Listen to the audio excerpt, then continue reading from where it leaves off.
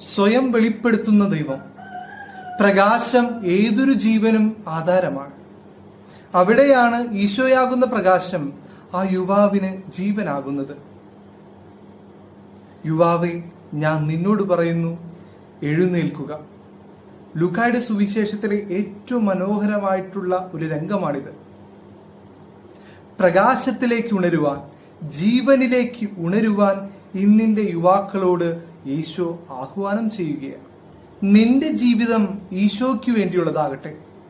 നിന്റെ ലഹരി ഈശോയാവുക എന്നുള്ളതാണ് ഇന്നിന്റെ കാലഘട്ടത്തിൽ ഏറ്റവും പ്രധാനമായിട്ടുള്ളത്. ഈ മരണ സംസ്കാരത്തിലും ജീവനുള്ളവരായി തീരുവാൻ ഈശോ നമ്മോട് ആവശ്യപ്പെടുന്നുണ്ട്. നിന്നെ അടിമപ്പെടുത്തുന്നവയിൽ നിന്നെല്ലാം വചനത്തോടുകൂടി ഉണർന്നെഴുന്നേൽക്കുവാൻ ഈശോ നമ്മോട് അരുൾ ചെയ്യുന്നുണ്ട്.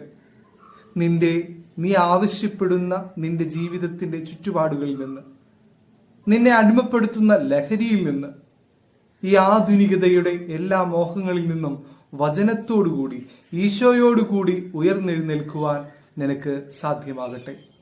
അടുത്തിടെ കേട്ടറിഞ്ഞ ഒരു സംഭവമാണ്. ഒരമ്മ ഒരു വൈദികനോട് പറഞ്ഞ കാര്യങ്ങൾ.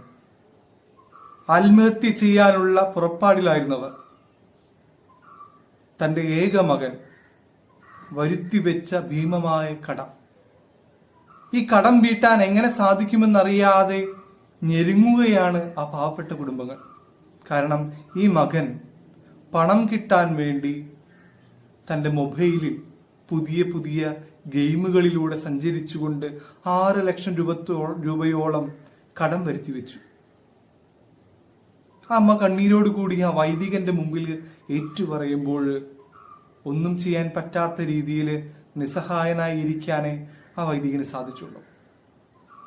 സ്നേഹമുള്ളവരെ, നമ്മെ അടിമപ്പെടുത്തുന്ന, ഇന്നത്തെ യുവജനങ്ങളെ അടിമപ്പെടുത്തുന്നവയിൽ നിന്നും ഒന്ന് മാറി ചിന്തിക്കാൻ, ഈശോയോടുകൂടി നടന്നു നീങ്ങുവാൻ, വചനത്തെ കൂട്ടുപിടിക്കാൻ, ഈ കാലഘട്ടത്തിൽ ഉയർന്നെഴുന്നേൽക്കുവാൻ നമുക്ക് സാധ്യമാകട്ടെ. അതിനായി ദൈവം നമ്മെ സമൃദ്ധമായി അനുഗ്രഹിക്കട്ടെ.